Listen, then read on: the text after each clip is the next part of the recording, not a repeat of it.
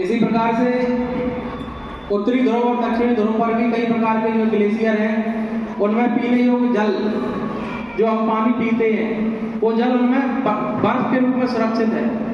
अब हो क्या रहा है कि प्रदूषण के बढ़ने से जो चारों तरफ हम देख रहे हैं, वाहन इतने ज़्यादा बढ़ गए हैं और जैविक इकाइयाँ इतनी ज़्यादा बढ़ गई हैं, फैक्ट्री जिनको बोलते हैं, और मानव अपने रोज की दिनचर्या में भी कई प्रकार के प्रदूषणों का कारक है।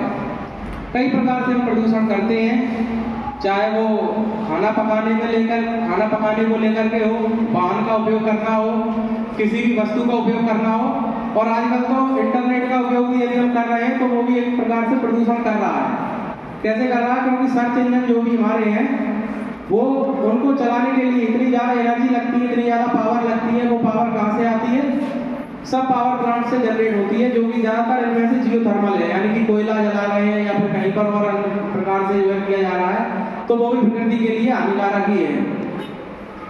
इस वर्ष का हमारा जो कार्यक्रम है वो ग्लेशियर संरक्षण को लेकर के है, यानी कि किस प्रकार से हमें ग्रीन हाउस गैसों का उत्सर्जन कम करना है, जैसे कि कार्बन डाइऑक्साइड, कार्बन मोनोऑक्साइड गैसें। और ग्रीन हाउस गैसों का उत्सर्जन कम होगा तो प्रकृति की गर्मी जो है, तापमान है, वो कम बढ़ेगा, और जब तापमान कम बढ़ेगा, स्थिर रहेगा, तो ग्लेशियर हमारे सुरक्षित रहेंगे, ग्लेशियर कम पिघलेंगे। अभी जो ग्लेशियर्स के पिघलने की जो दर है वो इतिहास में सर्वाधिक गति से ज़्यादा तेज गति से पिघल रहे हैं, और उनका पानी समुद्र में मिल रहा है, यानी जो पीने योग्य हमारा जल है वो समुद्र में मिल रहा है। समुद्र का पानी पी नहीं सकते, तो वो जल क्या हो रहा है? बर्बाद हो रहा है धीरे धीरे। आगे चलकर के भविष्य में स्थिति ये पैदा हो जाएगी कि पीने के लिए पानी उपलब्ध नहीं रहेगा। पिछले बार हमने सुना था, आप लोगों ने भी देखा होगा कि भारत की एक शहर है बेंगलुरु, वहाँ पर वाटर क्राइसिस इतनी ज़्यादा आ गई थी कि जीरो वाटर हो गया था उस शहर में, यानी कि वाटर का जो टोटल उत्पादन है उस शहर में जीरो था। जीरो का मतलब है कि कोई भी नलकूप, किसी प्रकार का हैंडपंप, किसी प्रकार का बोर, कुआं, कुछ भी, सभी सूख गए थे, पानी था ही नहीं वहाँ। तो इस प्रकार की स्थितियाँ भविष्य में और धीरे धीरे अन्य शहरों में भी देखने को मिलेगी।